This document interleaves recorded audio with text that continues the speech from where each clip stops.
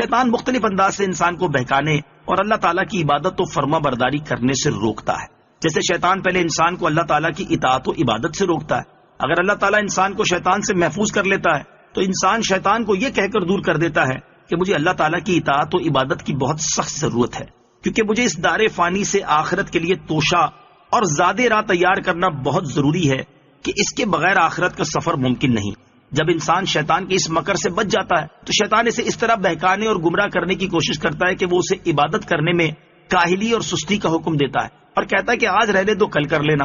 اگر اللہ تعالیٰ انسان کو اس سے بھی محفوظ کر لیتا ہے تو وہ شیطان کو یہ کہہ کر ٹھکرا دیتا ہے کہ میری موت میرے قبضے میں نہیں، نیز اگر میں آج کا کام کل پر چھوڑوں گا تو کل کا کام کس دن کروں گا، کیونکہ ہر دن کے لیے ایک کام ہے. جب شیطان اس ہیلے سے بھی نا امید ہو جاتا ہے تو کہتا ہے کہ اے انسان، تم اللہ تعالیٰ کی عبادت جلدی جلدی کرو تاکہ فلاں کام کے لیے فارغ ہو سکو. اگر اللہ تعالیٰ انسان کو اس ہیلے سے بھی بچا لے تو انسان شیطان کو یہ کہہ کر دفع کر دیتا ہے کہ تھوڑی اور کامل عبادت زیادہ مگر ناقص عبادت سے کہیں بہتر ہے. اگر شیطان اس ہیلے میں بھی ناکام و نامراد ہو جاتا ہے تو وہ انسان کو ریاکاری کے ساتھ عبادت کرنے کی ترغیب دیتا اور اسے ریاکاری میں مبتلا کرنے کی پوری کوشش کرتا ہے. اگر انسان اللہ تعالیٰ کی مدد سے اس ہیلے سے محفوظ ہو گیا تو وہ یہ کہہ کر ریاکاری کے وسوسے کو ٹھکرا دیتا ہے کہ میں کسی اور کی نمائش اور دکھاوے کے لیے عبادت کیوں کروں، کیا اللہ تعالیٰ کا دیکھ لینا میرے لیے کافی نہیں؟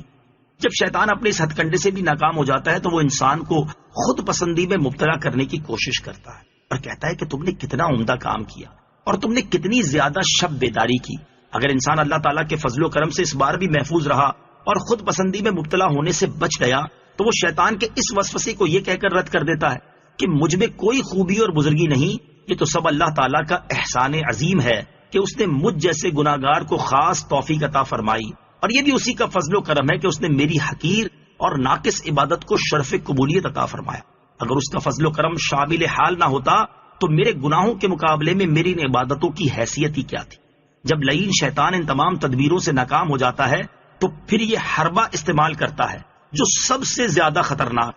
اور شیطان کے اس حربے سے بہت عقل مند اور ہوشیار دل شخص کے علاوہ کوئی اور نہیں بچ سکتا. چنانچہ شیطان کہتا ہے کہ اے نیک بخت انسان، تم لوگوں سے چھپ چھپ کر نیکیاں کرنے میں کوشاں ہو اور اللہ تعالیٰ تمہاری ان نیکیوں کو ان قریب تمام لوگوں میں مشہور کر دے گا تو لوگ تمہیں اللہ تعالیٰ کا مقرب بندہ کہہ کر یاد کیا کریں گے. اس طرح شیطان اسے ریاکاری میں مبتلا کرنا چاہتا ہے. اگر اللہ تعالیٰ اپنی رحمت و عنایت سے انسان کو شیطان کے اس حربے سے بھی محفوظ فرما دے تو وہ شیطان کو یہ کہہ کر ذلیل و خوار اور نامراد کر دیتا ہے کہ اے ملعون، ابھی تک تو میرے پاس میرے اعمال کو فاسد و بیکار کرنے آیا کرتا تھا، اور اب ان اعمال کی اصلاح و درستی کے لیے آتا ہے تاکہ میرے اعمال کو بالکل ختم کر دے. چل دفع ہو جا، میں اللہ تعالیٰ کا بندہ ہوں، وہی میرا آقا و مولا ہے. میں اپنی نیکیوں کی شہرت کا مشتاق اور طلبگار نہیں ہوں. میرا پروردگار چاہے میرے اعمال ظاہر و مشہور کر دے، چاہے پوشیدہ رکھے، چاہے مجھے عزت و مرتبہ عطا فرمائے، چاہے مجھے ذلیل و رسوا کر دے. سب کا سب اسی کے قبضہ قدرت میں ہے. مجھے اس کی کوئی پرواہ نہیں کہ وہ لوگوں کے سامنے میرے اعمال کا اظہار فرمائے یا نہ فرمائے. انسانوں کے قبضے میں کوئی چیز نہیں ہے. اگر انسان شیطان کے اس وار سے بھی بچ جائے تو وہ انسان کے پاس آ کر کہتا ہے کہ تجھے اعمال کرنے کی کیا ضرورت ہے، کیونکہ انسان کے نیک اور بد ہونے کا فیصلہ تو روز اول میں ہو چکا ہے. اس دن جو برا ہو گیا وہ برا ہی رہے گا، اور جو اچھا اور نیک ہو گیا وہ نیک ہی رہے گا. اس لیے اگر تجھے نیک بخت پیدا کیا گیا ہے تو اعمال کو چھوڑنا تمہارے لیے نقصان دہ نہیں، اور اگر تجھے بدبخت و شقی پیدا کیا گیا ہے تو تمہارا عمل تمہیں کوئی فائدہ نہیں پہنچا سکتا. اگر اللہ تعالیٰ نے اپنے فضل و کرم سے انسان کو شیطان کے اس وار سے بچا لیا تو انسان شیطان مردود سے یوں مخاطب ہوتا ہے کہ میں تو اللہ تعالیٰ کا بندہ ہوں، اور بندے کا کام یہ ہے کہ وہ اپنے آقا و مولا کے احکام بجا لائے، اور اللہ تعالیٰ سارے جہان کا پروردگار ہے، جو چاہتا ہے حکم کرتا اور جو چاہتا ہے کرتا ہے. یقیناً اعمال میرے لیے فائدے مند ہیں، کسی صورت میں بھی نقصان دہ نہیں ہو سکتے، کیونکہ اگر میں اللہ تعالیٰ کے علم میں نیک بخت ہوں تو اللہ تعالیٰ کی بارگاہ میں زیادہ ثواب کا محتاج ہوں، اور اگر خدا نہ خواستہ علم الہی میں میرا نام بدبختوں میں ہے تو بھی عبادت کرنے سے اپنے آپ پر ملامت تو نہیں کروں گا